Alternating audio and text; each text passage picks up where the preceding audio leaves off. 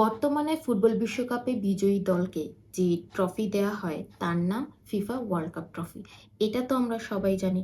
তবে এর আগে ফুটবল বিশ্বকাপে বিজয়ী দলকে যে ট্রফিটি দেয়া হতো তার নাম ছিল জুলি রিমের ট্রফি।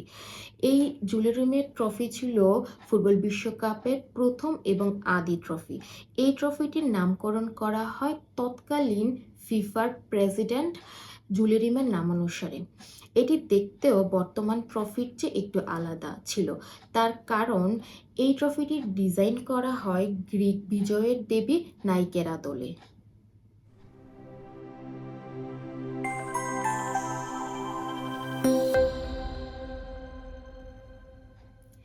এই জুলি রিমের ট্রফিটিকে ঘিরেও ব্রাজিল আর্জেন্টিনা ফ্যানদের মধ্যে অনেক তর্ক বিতর্ক হয়ে থাকে।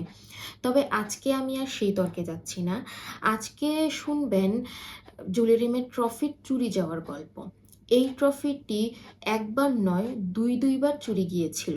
প্রথমবার চুরি যাওয়ার পর এই ট্রফিটিকে উদ্ধার করা গেলেও দ্বিতীয়বার চুরি যাওয়ার পর এই ট্রফিটি আর কখনো খুঁজে পাওয়া যায়নি। এই ট্রফিটি অর্থাৎ জুলি রিমের ট্রফিটি প্রথমবার চুরি হয়েছিল 1966 সালে। ইংল্যান্ড বিশ্বকাপের ঠিক 3 মাস আগে লন্ডনের ওয়েস্টমিনস্টার সেন্ট্রাল হলের একটি প্রদর্শনী থেকে এই ট্রফিটি চুরি গিয়েছিল।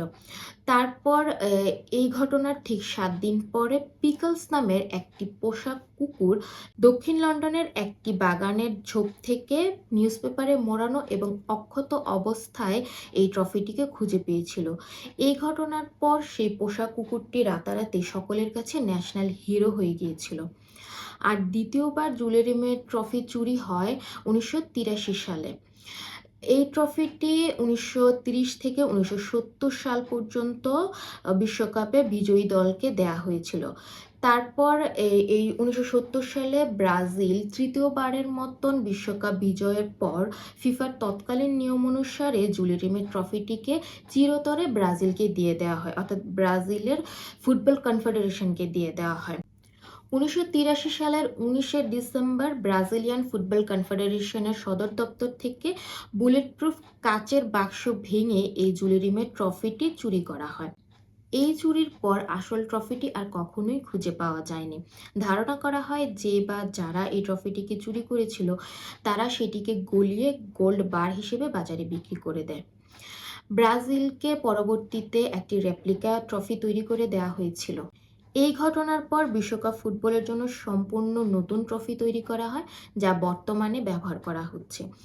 এই বর্তমানে ব্যবহৃত ট্রফিটি একেবারেই কোনো দলকে বা কোনো দেশকে দিয়ে দেওয়ার নিয়ম আর প্রচলন নেই। আজকের পর্ব এই পর্যন্তই। কেমন লাগলো জানাবেন। অন্য কোনো দিন নতুন পর্ব নিয়ে হাজির হব। আমি ফারজানা, চায়ের কাপে গল্পে। ভালো থাকবেন সবাই।